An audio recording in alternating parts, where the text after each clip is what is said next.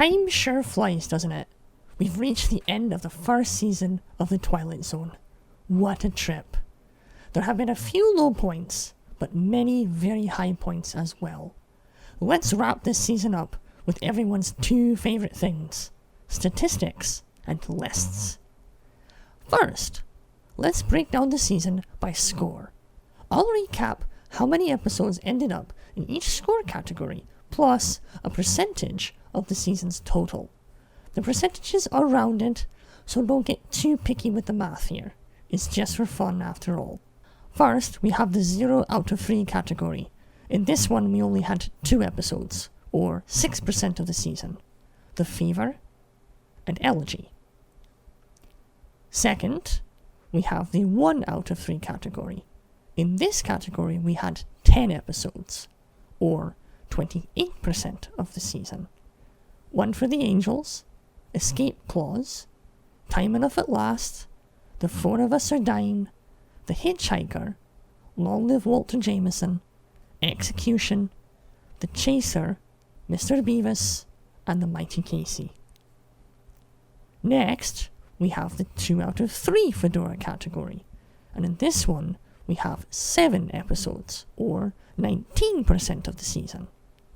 Mr. Denton on Doomsday, Walking Distance, What You Need, Third from the Sun, A Nice Place to Visit, Nightmare as a Child, and A Passage for Trumpet. And finally, the 3 out of 3 Fedora category, the best of the best. And in this category, we had 17, or 47% of the season.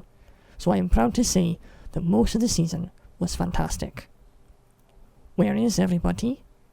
The 16mm Shrine, The Lonely, Perchance to Dream, Judgment Night, and When the Sky Was Opened, I Shot an Arrow into the Air, The Last Flight, The Purple Testament, Mirror Image, The Monsters Are Due on Maple Street, A World of Difference, People Are Alike All Over, The Big Tall Wish, A Stop at Willoughby, The After Hours, and finally, A World of His Own.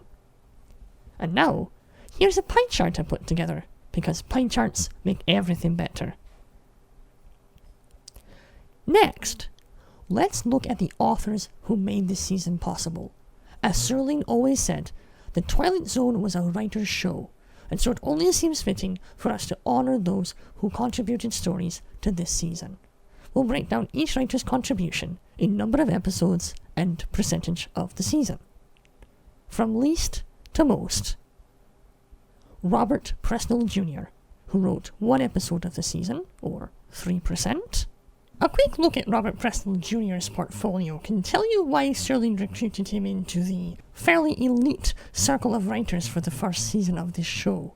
However, his only contribution not only to season 1 but the entire franchise was The Chaser, an episode that, if you remember the review, I wasn't too enamored with, and was a basic love potion story. Never a good sign. You gave it a go, Robert Presnell Jr., but unfortunately, your episode is rather forgettable. Richard Matheson, who wrote 3 episodes, or 8%. Richard Matheson is one of my absolute favourite authors ever. His 3 narratives that he presented us with here in this season, The Last Flight, A World of Difference, and A World of His Own, are some of the most unique and interesting stories of the entire series. All of which sort of take very strange plot devices. Time travel, escapism, which had already been done, and metafiction, and make incredible, unique stories out of them. Matheson has converted me. I am a huge fan of his, and cannot wait to share more episodes from this great author with you as we continue through the series. Charles Beaumont, who wrote 4 episodes of the season, or 11%. Charles Beaumont is a weird one. With 4 episodes presented this season, 2 of them were real stinkers, and 2 of them were really interesting, good. Right now he's got a 50% success rate. I'm hoping for him though. We have many more Beaumont scripts to explore together, and I hope that I'll be able to show you a few more excellent ones. His reputation is well deserved. And of course, finally, Rod Serling, who wrote 28 episodes of the season, or 78%. What can I say about Rod Serling? With 28 scripts under his belt already in season 1, we have many more great stories from this iconic author still to come. Many of his scripts that we saw in this season were adaptations of short stories, some for better, some for worse. But most of them were original scripts created for the Twilight Zone, and we will continue to see incredibly strong entries from Serling in all the seasons, though his quality starts to suffer a little near the end. And finally, the moment you've all been waiting for. There were a few stinkers this season, but which ones were particularly rancid? These are just summaries. Check out the episode reviews if you missed them and you want my full thoughts on each. Here is my top 3 worst episodes of season 1. In third place, The Four of Us Are Dying. Episode 13, written by Rod Serling, based on a short story by George Clayton Johnson. Let me light your cigarette. I'll take the light, but you got the wrong guy.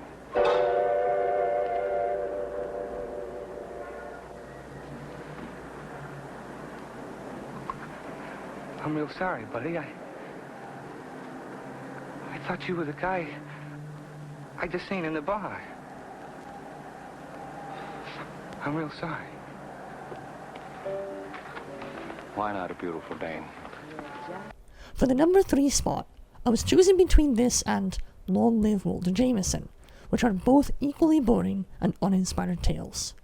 But ultimately went with episode 13, simply because its redeeming point comes from its potential and not anything within the episode itself.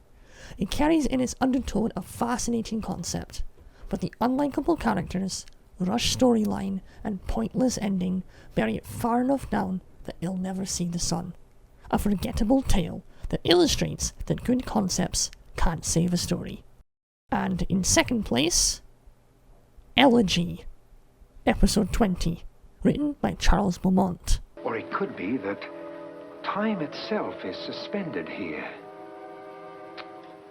Or time may have, in a sense, have speeded up for us or slowed down for them. You mean they might actually be moving? It's possible. And why can't we see it? Well, you don't see the movements of a clock's hands. Nevertheless, they do move. An episode that truly baffles me to this day, and possibly the only episode of the series that carried with it absolutely no message or purpose. Elegy defies all attempts to justify its existence, and might objectively be the laziest story ever written. The concept falls apart immediately when you think about how ridiculous their predicament is, and the action literally stands still, as 80% of the runtime is 3 blokes wandering around and looking at taxidermies. The only reason this didn't top the list was because I wasn't left angry or insulted, like I was with my actual pick for worst. And of course that pick is, in first place, The Fever, episode 17, written by Rod Serling.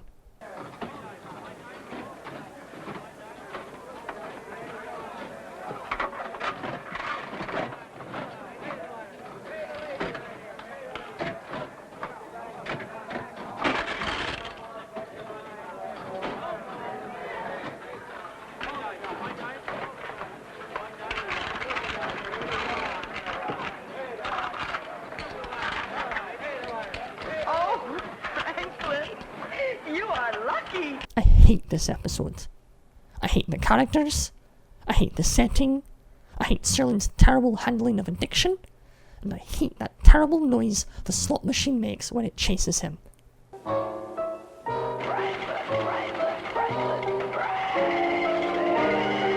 The first time in the series I truly felt my time was wasted. If you have any sense, you will never watch it, and you'll tell others never to watch it either. For a series that often repeated concepts from a different angle, it truly angers me that addiction is never tackled again.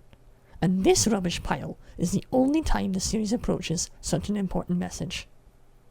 If this was Serling's best attempt at it, maybe it's for the best, he left it alone. Let's not leave this wrap-up on a negative note, though. I now present the opposite side of the coin, as I present the top 3 best episodes of Season 1. I am pleased to report that this list was much harder to narrow down. Again, these are only brief summaries. Check out the full reviews if you missed it. In third place, The 16mm Shrine, Episode 4, written by Rod Serling. So wonderfully young. There was a strange old man here a while ago who said he was you. Jerry, I wish I could be there with you. I wish I could be up there with you. I wish. Oh, I wish. I think I've made it clear that I'm a huge fan of escapism stories. I was not bothered at all that 3 separate entries tackled this topic. I think the first time up hit the strongest chord with me. A fascinating and sad tale where the protagonist is also her worst enemy. Serling hooks the audience in as we continue to follow this woman further and further into her descent into madness and nostalgia, until she is finally consumed by it. As I mentioned back when I reviewed it, this is the episode that convinced me to stick with Serling's storytelling through thick and thin. In second place, I Shot an Arrow into the Air, Episode 15, written by Rod Serling, based on a short story by Madeline Champion. One moment she's there, the next moment she's gone.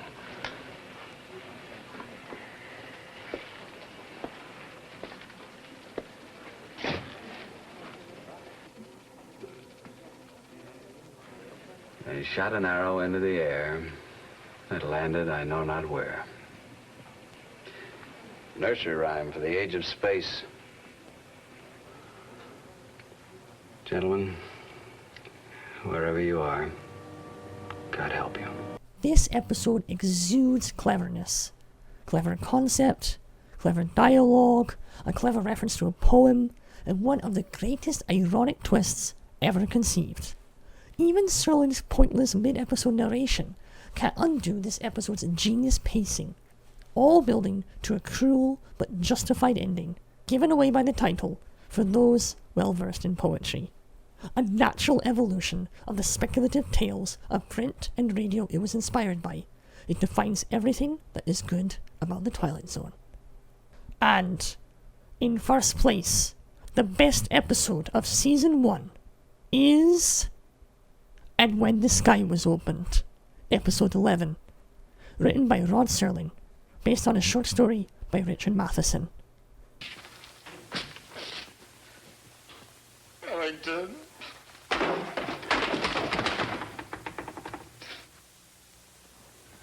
Please, Ed. Ed. Please come back. Please, Harrington. Please, Ed. Please come back. You knew this was number 1, admit it. I can't shut up about this tale. A truly tense, terrifying, and utterly unique story. I think Lovecraft would be proud. Incredible acting and a genius setup, coupled with the greatest outro narration of all time. Once upon a time, there was a man named Harrington, a man named Forbes, a man named Gart. They used to exist, but don't any longer. Someone or something took them somewhere. At least they are no longer a part of the memory of man. And as to the X-20 supposed to be housed here in this hangar, this too does not exist. And if any of you have any questions concerning an aircraft and 3 men who flew her, speak softly of them, and only in the Twilight Zone. If you only ever watched one episode of the Twilight Zone in your life, I would not blame you in the slightest if this were the one you picked. Just make sure to let me know. I wouldn't mind giving it another view myself. And with that, we conclude my retrospective on Season 1. There's plenty more to come. After all, we still got 4 seasons and 120 episodes to go. Here's to more great stories.